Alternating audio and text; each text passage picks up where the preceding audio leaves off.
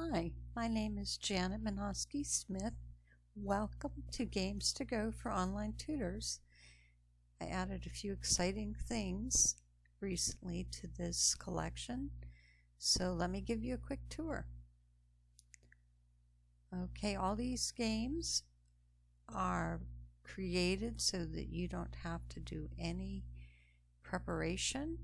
You can take any lesson and practice reading or spelling or math or whatever you're doing with your students by giving them questions and then playing on the games. And I will occasionally add additional games, so if you want to be kept in the loop, go to onlinetutortoolkit.com, and when they're added, if you've already purchased this, you can just re-download it with the new games for free. Okay, so the games are available on the whiteboard, and also I made a 3D playground with the games all ready to go in case you want to get in there with your student or students and use your avatars to play the games.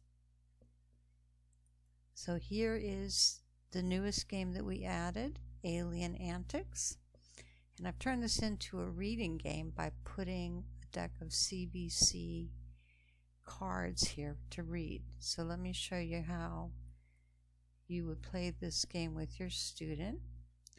Basically, your student would roll a die and then they would read the number of words according to the number they rolled. So the student would read the first two words, and once they've done that successfully, they would go ahead, here's a game piece, and move it 2 times. And then you take the next turn. Now, if you end with a spaceship, so this is the first card, so it wouldn't be ending with it when we count our 5 cards. But if it was the card you ended with, then you would get to go to the spaceship. But on this turn, there are 5 cards that you would go through, and then take a game piece and move 5. I think there was a guy already on there. So you would just keep going back and forth like that. I've been playing this with my students and they love it, and you get so much good reading practice in when you play it that way. Here are some of the other games, and before we get to that, I've listed all the CBC words on those cards, so if you wanted to do spelling dictation or just have them for your reference, they are there. And here's some of the other games. If you were doing spelling, you might give your student a word and they would type or write it in the work area and then roll a die and take a turn. And this is Confetti and Stars and some of the other games that we've made. And instructions are right there if you need them. And then we've created a 3D playground that has all the games in it ready for you to go with your student. Here's a game cupboard, and you can pick a game if you want, put it on the floor and expand it, or put it on one of the walls to play, and there are game pieces for each of the games. And back on this back wall is the new featured game.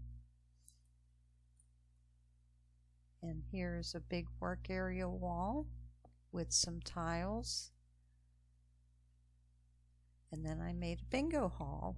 And here's a main bingo board that you might play with your student. And you can do 1 or 2 card bingo. But I also had the thought that this would be a great group game room.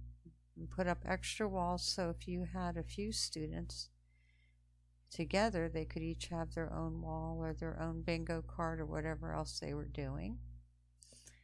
And then there's a little game parlor on the end here with a few games. There's a 4 in a row game and a little bit far away, but there's a tic-tac-toe game there. So that gives you an idea. I kept it simple, but with lots of room to move around and lots of room to add things, because I hope to keep adding games on occasion and give you more new things for you and your student to play with. And hopefully that will enable them to learn more efficiently and have a lot more fun. So thanks for checking this out.